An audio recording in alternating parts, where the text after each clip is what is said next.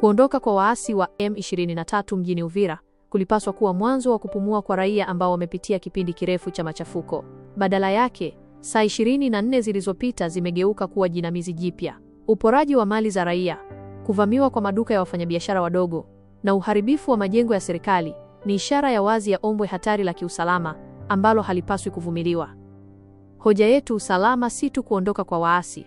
Ni jambo la kusikitisha kwamba baada ya waasi kuondoka, hakukuwa na mpango madhubuti na wa haraka wa majeshi ya serikali FARDC na polisi ya taifa PNC kuchukua udhibiti kamili wa mji. Usalama wa kweli haupatikani kwa kuondoka kwa adui pekee, bali unathibitishwa na uwezo wa serikali kulinda mali na maisha ya raia wake dhidi ya wahuni na wahalifu wa ndani. Wito wa hatua za haraka. Tunaitaka serikali ya Jamhuri ya Kidemokrasia ya Kongo na mamlaka za mkoa kuchukua hatua zifuatazo mara moja. 1. Kuimarisha doria. Vyombo vya usalama lazima vionekane mitaani saa 24 ili kurejesha imani ya wananchi na kuzuia uporaji unaoendelea. 2.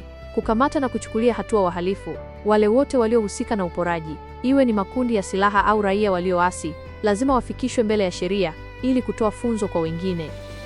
3. Ulinzi wa miundombinu ya umma. Majengo ya serikali ni mali ya umma. Kuyaacha bila ulinzi ni kuruhusu mji kutumbukia kwenye machafuko zaidi. 4. Tamko rasmi la serikali.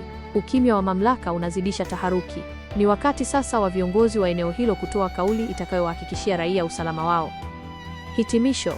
Uvira haistahili kutelekezwa. Ikiwa serikali itashindwa kuziba pengo hili la kiusalama sasa, juhudi zote za kuleta amani mashariki mwa nchi zitakuwa zimeingia doa. Amani bila usalama wa mali na raia ni amani hewa.